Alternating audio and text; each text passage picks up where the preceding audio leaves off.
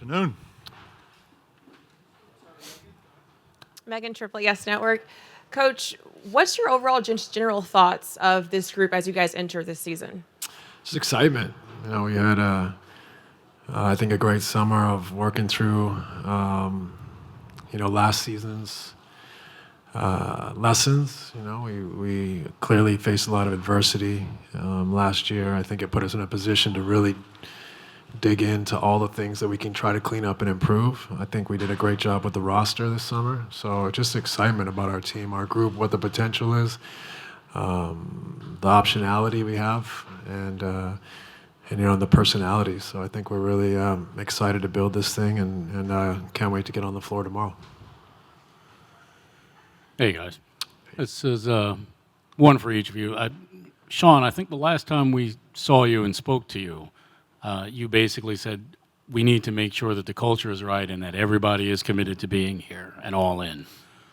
Then KD requests a trade, and yet here we are. How do you, I guess, reconcile those two things, saying we have to have everybody committed to being here and your best player wants out? And in Steve's case, I'm curious whether Kevin felt the need to come to you, and I guess also to Sean, and kind of clear the air. If he's not all in and he wants either a new coach or a new GM or both, how do you reconcile coaching him or being his boss when that's the situation? I'll start. Well, first and foremost, I'm not his boss, so let me correct you there. We're partners in this. And if he wanted out and still wanted out, he wouldn't be here. So you talk about building a culture, and you want people who have the conviction to be here and be part of something bigger than themselves. You heard Kevin this morning talking about the conviction that he has and his legacy at stake and wanting changes around the organization. Those are things that we addressed all summer long, and we'll continue to address those things. I mean, it's never going to be perfect. It's not a perfect situation, but it's how you have these championship characteristics and you follow those throughout the off season into the season, and when adversity strikes, which it always will. It's pro sports. These things happen, and how you respond to those things. And I think that's something that Kevin mentioned this morning, and that's something that we're going to have to work on, as we continue to build this roster and continue to throughout the season. Sean, to follow up on the right in the front here, to follow up on the culture thing, what's the difference between the culture now and the culture how it was at the end of the season, given all the same major players from top to bottom are here? Yeah. You guys have heard me say this before. I think your culture's constantly evolving. It's never going to be set in stone. It's not something that's finished. It's not done. It's not complete. It should be continually evolving with your set of circumstances, your roster, where you find yourself. And where we find ourselves now is getting back. We've got our back against the wall. We know our expectations from the outside will maybe look a little different. There's plenty of naysayers out there. But again, it's part of finding those guys that want to be part of something bigger themselves. We prided ourselves 6 years ago on having guys that had a chip on their shoulder, having something to prove, that were maybe forgotten about a little bit. Well, if we're being forgotten about and we can fly under the radar a little bit, that's fine with us. But it's about having championship characteristics. That's what our culture needs to be about. And you heard Kevin this morning, and that's reiterated throughout this organization. It's top to bottom. Every single person in here needs to pull their weight and do what they're expected. And it was a great opportunity for us this off season, from coaching staff, front office, performance, management, ownership, everybody, to sit down and honestly reflect and say, look, are our processes right? Do we have the right people in place? Are we doing the right things? Are we just talking about it, or are we actually doing it? So a little bit of a self-audit, without a doubt, and for all of us, myself for sure, look in the mirror and say, okay, where do we get back to? Follow up on that. You guys have been in the league a long, long time. What is it like, though, knowing that your star player at one point this summer wanted you guys fired? Well, that's pro sports, right? I mean, I'm sure there's plenty of things that go on behind the scenes, and we've both lived on that side of the locker room as well, right? So we know what happens inside the locker room, and that's completely fair. And everybody's entitled to their opinions. And I think from us, it's not to hold a grudge against what Kevin said, but it's a little bit of say, all right, if that's the way he feels, what's going on here? Like, what do we need to change? Is it personnel driven? Again, is it logistics? Is it processes? What is it? What can we do to get back to that? And I totally understand it's a frustrating season. I don't know that there was anybody more frustrated than the two of us, so we're all in this, and we all know what's at stake here and what our ultimate goal is. Sean, can you give us a sense of what the discussions were like with Kyrie in terms of the contract extension, the franchise's comfort level with him now just being on a one-year deal? Obviously, normally when you've got stars, you're trying to keep them under contract as long as possible, and your other two are under long-term contracts. So tell us about how you got to the point where he's only on the one-year deal opting in, and how comfortable you are at this point with him being on a one-year deal. Sure. Well, obviously I'm never going to get into the actual contract discussions with him and, his representation. But at the same time, they're very open. They're very honest conversations. We knew what he was looking for. We obviously could not find a middle ground but at the end of the day, we're happy that Kyrie is back here. I think I'm listening to the press conference that he had this morning, and my takeaway from that is he's committed. He understands that, in order for him to be a free agent and go out there and get what he rightfully wants, he's going to have to show a commitment out here, and we're going to be happy to support him in any possible way throughout the season to make sure he's healthy and committed and ready to go. But there's a lot of unforeseen circumstances that led up to those contract negotiations with Kyrie, beginning of the summer. Yeah, I'm totally fine with Kyrie being here. I think we're going to see a very determined Kyrie Irving. We've already seen it this summer, so I'm excited. And Steve reiterated the same thing. We're excited to see what this group looks like. Hey guys, I got one for both of you, and then the follow-up for Sean. Just between Kevin's trade request and the ultimatum and everything, how much of that blindsided you guys versus maybe seeing it coming, and off of that, how much of it could have been maybe prevented, hindsight 2020? Were we blindsided by it? Not entirely, just simply looking at, I think if you step back and you think about the season that was, and it was a very discombobulated season. It wasn't a season that we look back and go, gosh, like we were close. We were piecing it together. I think there were 200 plus games lost last season to our rotation players. That's a pretty tall order. If I'm asking Steve to coach, a rotation that he doesn't even know what it's going to look like on a nightly basis. So, did I think it blindsided us? I would have hoped it would never have got there, but at the same time, I'm glad it did in one way, because it's forced us to reflect on this and get back to what's important. Steve's fine, not talking. Okay. And then it seems like after Kevin made his trade request, everyone and their mother made you guys a trade offer. He knew that his own worth, obviously, you weren't going to give him up for nothing. With all the teams you talked to, did you ever feel like there was a day where you were close or within striking distance of some trade for him? Yeah, I think we were relatively close on several things, and you have to be able to have honest conversations, with my peers out there. That's my job, so I do have to answer the phone and listen to them and hear them out, but. I also heard from plenty of GMs out there after the fact and said, we wouldn't trade him either. It's pretty difficult to get like for like. So I think we all realize that in this room. So. It's by either of you. You guys talked about building the culture, rebuilding a culture, reestablishing one. Yeah, one player who had a trade request, another player who's been unreliable, another player who maybe has physical or mental issues getting on the floor. How can you reconcile all of those things at once? Just get to work. There's no easy way to. I can't sit here and diagram how we do that. We have to diligently every day work, communicate, set goals, boundaries. Decide a direction. Like Sean said, cultures are always evolving. We can do all. You ask us, how's our culture?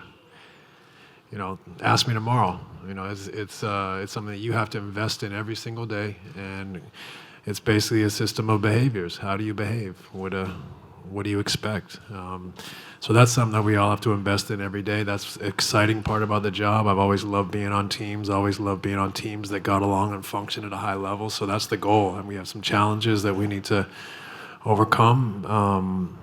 Another group that's relatively new to one another. So we got to put time together on the floor. We got to find ways to connect and form understandings. But it's the daily work that gives you a culture. Hey, Steve.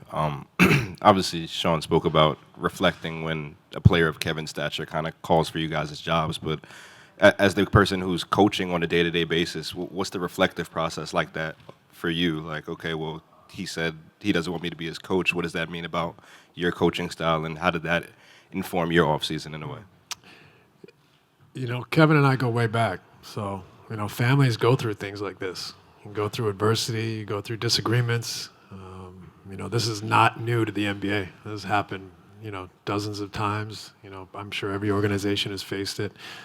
So, it's a part of the process. It's a part of working in this business. It's super competitive. We're all, prideful, and we all have expectations. And when we get dinged up like we did last year, everyone's disappointed. So we cleared the air. We spoke. We got on the same page. Like I said, we go way back, and we got a lot to be thankful for and a lot to build on. So, I'm glad we got it behind us, and he's been outstanding since we had our chat. He's come in and been amazing in our gym. I think he's put in a tremendous amount of work this summer, as have we, and so everyone's done their part. Now it's time for us to get on the floor tomorrow and come together. And Sean, obviously, well, I guess the question is, do you worry about the perception of the organization and the ability to build a team after last year?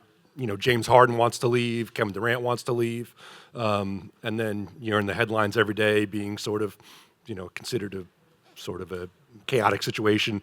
When you're trying to then go forward and build a franchise, do you worry how you're going to convince people that, no, it's really not that bad here, and you do want to come play for this team?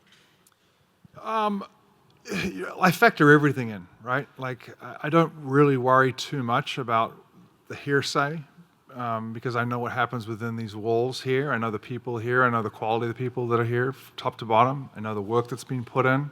If I was concerned about that, it would be a different discussion. But I also think when people leave here and we hear, then they come back into town, or we hear what they've said, whether it's in the media and so forth, and they've spoken so highly about whether it's coaches' performance, just the way, the Brooklyn way, what we do. I think that speaks volumes, because my best recruiting tool is the players that come through here. So everybody can onboard somebody, everybody can send flowers, everybody can say welcome to the franchise, but the offboarding starts the minute somebody gets here. That's pro sports. So the second they're here, from the minute they're not here, that's when you're offboarding somebody. So when they leave here and they say, wow, my time there was pretty special. They were honest with me. They were upfront with me. They treated my family the right way. They did all that. That's what I pride myself on, and that's what this organization prides itself on. I'd like to hear from both of you on this. You have had over your careers extensive experience in winning cultures and in building cultures, and occasionally cultures that go sideways, both as players, for your national team, management. Steve, you're an owner. I wonder what you lean into when things have gone sideways over your careers, and how do you kind of retrack everybody, or try to do your part to retrack everybody to kind of get back to where you were before? I think for me, it's fundamental to simplify. So you go through a review process. You communicate. You look back on what expired and what happened, and then you start to simplify. I think you want clear and simple actionables. Coming out of disappointment or coming out of adversity. So I think that's been the foundation of this: is to look back and try to figure out what happened, and then don't overcomplicate it, don't overthink it, don't make grandiose plans. Get back to the basic fundamentals that are clear, simple, attainable, that we can work at every single day. Once you lay the foundation, you get to work under those parameters, and you start to build something, then you can start to get a little more sophisticated. But all great things usually are built on simplicity. Yeah, I agree with Steve. I mean, that's that's probably been one of the fun things this summer, to go back and do a deep dive and sit there and have conversations with one another and with our respective groups, and sit there and go, all right, let's see where our holes were. But I won't speak for Steve, but I think both of us have been around some pretty high level players, coaches, staff members. Me for sure. I mean, Steve is one of those players I'm talking about. But to see how people lead their franchises and to excuse me, and to take a little bit from whether it's Pop or RC or Pat Riley in my mind, and say how they would have handled this and what their franchises have gone through. I mean, that's all I can do is reflect on, and say, okay, what they would have done and try and implement a little bit of that here. It's got to be honest and true to what we're trying to do here in our culture. I can't make this the Heat culture. I don't want to make this the Spurs culture. I have utmost respect for them, but this is Brooklyn, and we've got to do it true to us. Right here in the middle. Sean, one of the things that Kyrie said earlier today was that coming out of contract negotiations with you guys this summer, he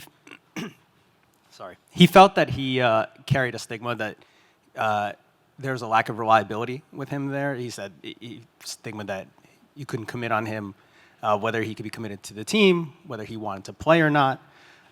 Was that something that you conveyed to him during your contract negotiations and was a factor in whether or not you ultimately re-signed him to a multi-year deal? And do you find him to be reliable for this team, going forward for this next season? Yeah. Well, I won't get into the actual details of the contract negotiations. I mean, that's private. That's between myself and Kyrie and the group that was in the room there. But, you weigh everything when you're looking at to spend that type of money or to be quite frank, any money where we find ourselves right now. You're looking to bring in, those right pieces that are going to fit long-term, short-term, plug a hole for us. So, we're looking at everything, and everything goes in there. Like, for instance, how reliable is the guy? How is he healthy? What position does he play? Are there the needs that are met there? So, I can't tell you what was going through Kyrie's mind as to whether or not he is reliable or not, but the point, all I can tell you is the work that he's put in this summer. I mean, you see him; he looks fit, he looks ready to go, and that's exciting. When, knock on wood, our guys are healthy. We mentioned before, having missed all these games as a collective unit, not just Kyrie, as an entire group. That's hard. That's almost impossible. To have the success that you want and to reach your goals if you're going to miss 200 plus games as an organization in 1 year. Sean, to that, I realize you don't want to go into specifics about the contract stuff with Kyrie, but this is the first time publicly he said, look, the organization said before last season, if I got the vaccine, my extension would be there. He made that choice. As an organization, a year later, how surprised are you guys that Kyrie made that decision, turned down all that money, and everything unfolded the way it did the last year? Well, so clarify this. So 2 summers ago, when we were, talking about contract negotiations, that was statewide mandates that went in. So once the vaccine mandates came in, and we knew how that would affect playing home games and so forth, then that's when contract talks stalled, right? So it didn't get, here's the deal, now take it back. That never happened.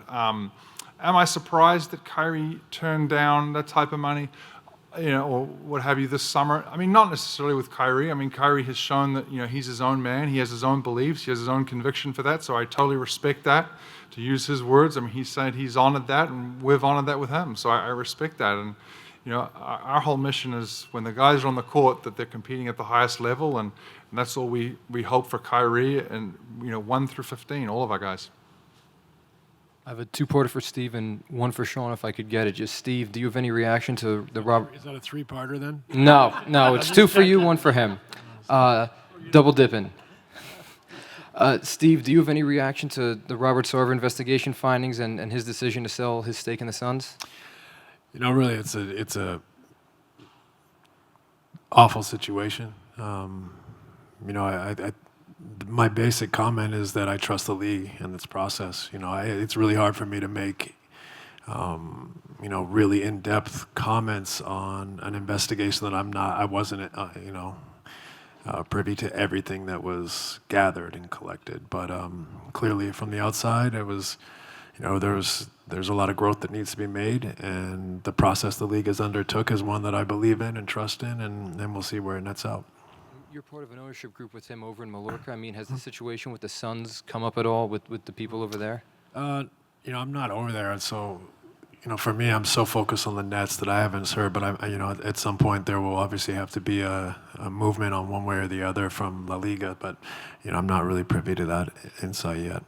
And then, Sean, you just talked about last season and filling holes in the roster. I mean, it looks like you have 12 guaranteed spots, and there's some options, I guess, in the coming weeks as to how to fill those final ones. Just, it seems like you built the roster expecting everybody back. What did you look to address, and are there any last-minute adds or last-minute holes, I guess, you still think need to be addressed? Yeah, I think we're excited to see these young guys come in and fight for opportunities in camp. I think there's a level of competition we'd like to instill throughout camp, throughout the season, to be honest. Even on this court, not just on the court at Barclays. So again, I mentioned these guys have all come in with chip on their shoulder, whether it's the Edmund Sumner, Markieff Morris, T.J. Warren. They've all got something to prove. I think for us, it's going to be exciting to see the development that's taken place over the summer. I'm looking forward to seeing Nick and Dayron, out there and seeing what they can do. I mean, they've put in the time in the court with our coaching staff this summer and really putting in long hours. So, if you notice, you just look at their bodies. They've changed. They've matured. And again, I don't know if there's going to be last-minute changes. It's pro sports; things change pretty quickly. But at the end of the day, I'm excited to give Nick and Dayron a shot out there and see how they perform. But so far, what we've seen, the work they've put in this summer, that's exciting for me. I just had one for each of you right here. Sean, I think you were just asked about this, but I was just trying to clarify. Kyrie kind of said earlier that he felt like he'd been given somewhat of an ultimatum between choosing between the vaccine and his job for the decision. Are you saying, I just didn't hear you clearly last time, are you saying that's not how it went, or what were you saying? No, there's no ultimatums being given here. I mean, again, it goes back to wanting people who are reliable, people who want to hear, accountable. All of us, staff, players, coaches, you name it. So, I mean, I'm not giving somebody an ultimatum to get a vaccine. That's a completely personal choice. And I stand by Kyrie. And if he's made that choice, that's his prerogative completely. And I totally understand that. And Steve, when you hear Kevin questions about culture and accountability last season, how do you make adjustments, and what are you doing to combat his concerns about last season? Like I said, we just try to work every day and improve on the simple things that I believe in. That not only it's as similar for an individual as a group. It's about how we all individually behave, what are our expectations, what's expected of us. Nothing's really changed from last year, other than we faced too much turmoil, too much adversity to really continue to behave in that way. You're changing 45 starting lineups. Guys are injured. At the end of the year, I think it gets blown a little out of proportion because you lose. So then everything is heightened. Everyone's emotional. Everyone's frustrated. Looking back, we did a lot of great things last year. We survived a stretch of the season without, our 3 stars. A lot of teams implode.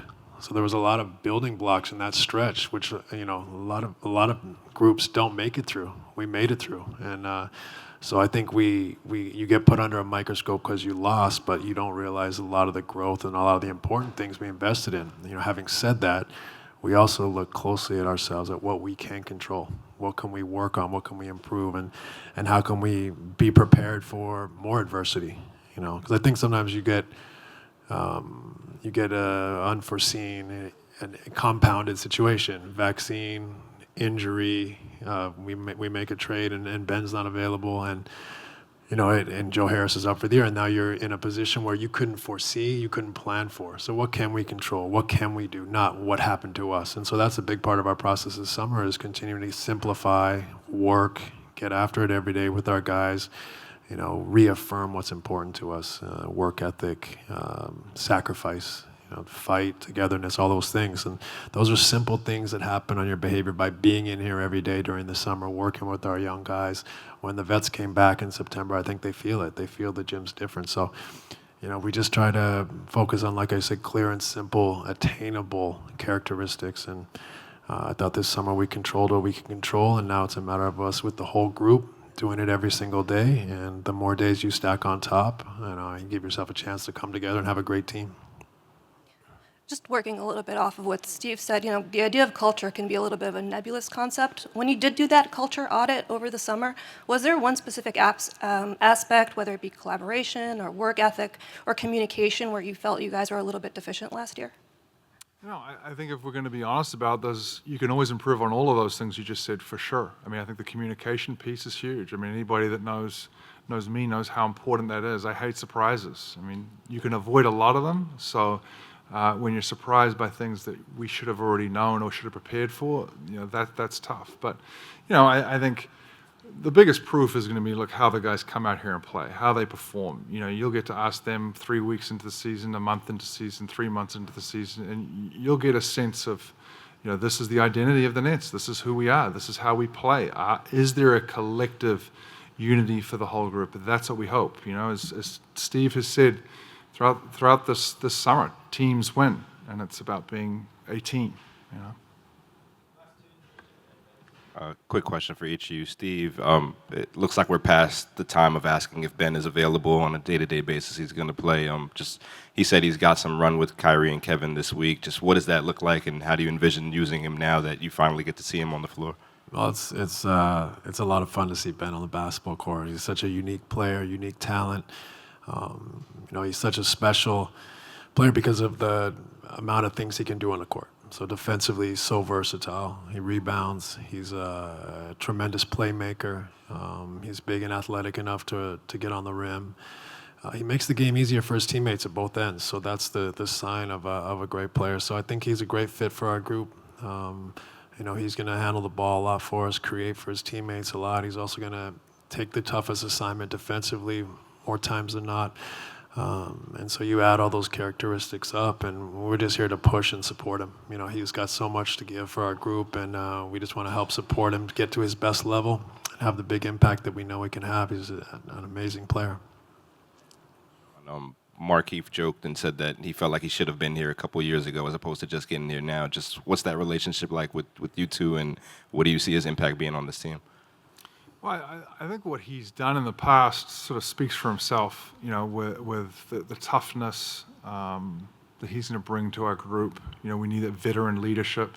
He's vocal, I love that. Somebody who's not afraid to not just hold people accountable, but bring the group together. I don't think we're asking for somebody who's going to point at people and point out people. It's more about how do we rally the crew and put our arms around each other and get a closer knit group. And